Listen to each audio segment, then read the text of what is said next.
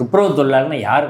அவங்க வெறுமனே ஒரு நகரில் துப்புரவு செய்வர்கள் மட்டுமல்ல, எப்படி சொல்லணும்னா அவங்க நகரின் தேவதைகள், நகரோட பியூட்டிஷியன்ஸ், அழகு பணியாளர். அவங்க இப்போ சென்னையில் ஒரு மாதம் அத்தனை துப்புரவு தொழிலாளர் வேலை செஞ்சால் அந்த ஊரில் யாரால் இருக்க முடியும்? வேலை நிறுத்தம் செய்தால் யாரால் ஒரு ஆள் குடியிருக்க முடியுமா?